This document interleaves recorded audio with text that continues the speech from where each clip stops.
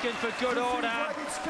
Both of them want more order. I know it's become a parade, but they really ought to respect two greats of the game.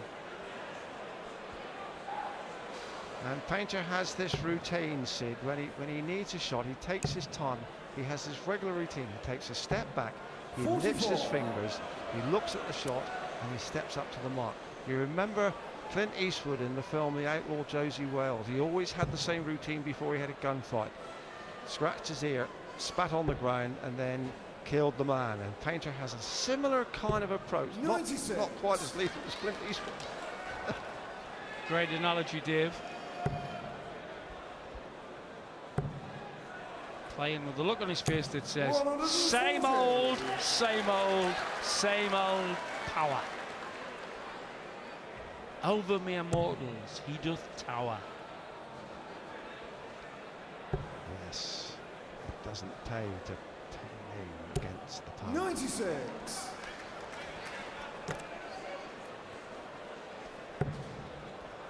Well, you can understand a little bit of the passion has got out of this game with Taylor 10-4 up, needing just 3 more legs. Painter knows it would need a miracle of some proportion to save this match. Well, we know, you said surgeon earlier, and nobody better at surgeon than Taylor. Could well belt in 3 legs at about 115 each now to clatter his average well over 100. Block a dot by Painter, could do without that. Hence the high shot with the second visit. 60. A blob, a mere 60. Taylor now to come down to a nice little 2 dot around about 50. Room in the treble for a companion, and room for the triplet. 140. Kevin, you require 120. Shanghai is the shot, just to put another edge of respectability on the scoreline. Still needs the treble. Yes, he's got it. Double top to make it 10-5. Oh, yes, Shanghai it is! From the famous Chinese pirate run Hong Kong, who came out in their junks and sunk it. Suddenly, swift junking by Painter, hanging in, but purely for respectability. Phil Taylor was trailing 2-1, you'll recall, in this second round match. 16th leg is Phil to throw. Game on. Then he hits 4 180s in 5 legs and went 9 legs, successive legs, without missing a shot at a double. Roared into a 10-3 lead. Then he missed 6 darts at a double in the 14th leg. It's now 10-5. His average has come crashing down to a mere 100.16, and his checkout percent, which was over 70, is now the calamitous 50%.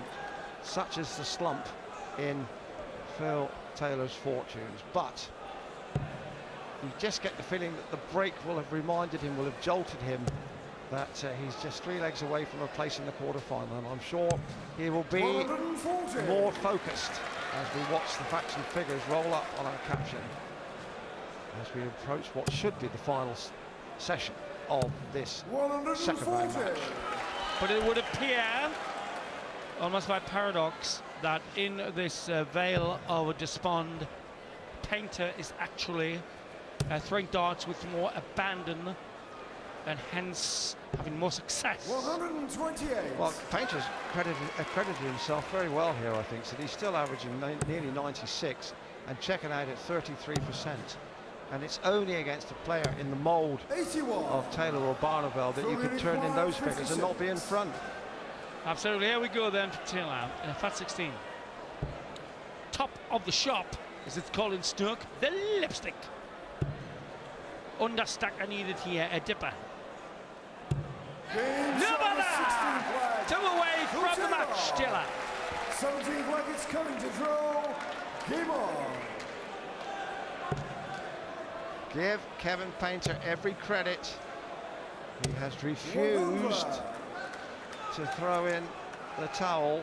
He's kept going and has made this an entertaining match, although we can but sit and applaud Phil Taylor. There was much and many positives in the performance of Painter here.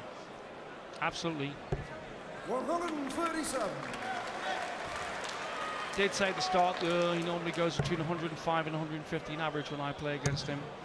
And there was a look of 95. deja vu revisited on the chops of Painter roughly 15 minutes ago, as the dawning of what he had suggested was happening. Stack of dart coming into the red bit now in the lipstick. 100. And it must be said that any doubts that were lingering that maybe Phil Taylor was beginning to lose his grip have been blown away in these last couple of matches here in Blackpool. But the facts showed that he was not the dominant force. He lost the world final. That was a scrap to the very end. Anybody could have lost that.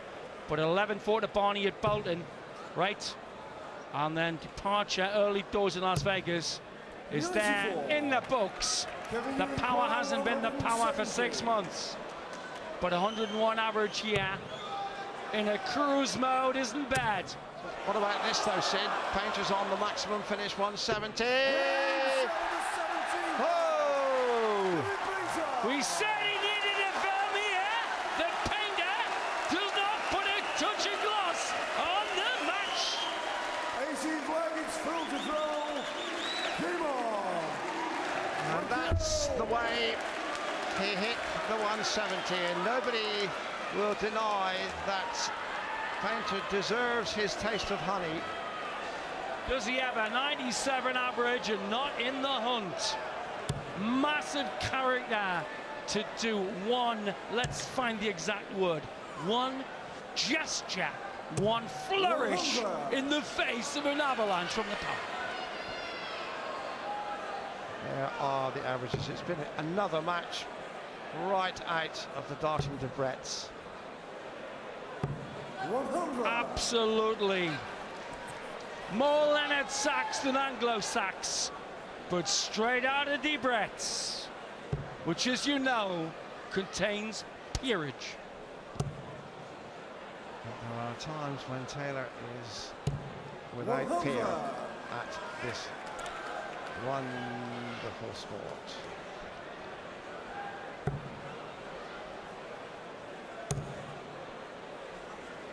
He is the Duke of darting, the Marquis of marksmanship, the Prince of tungsten perfection.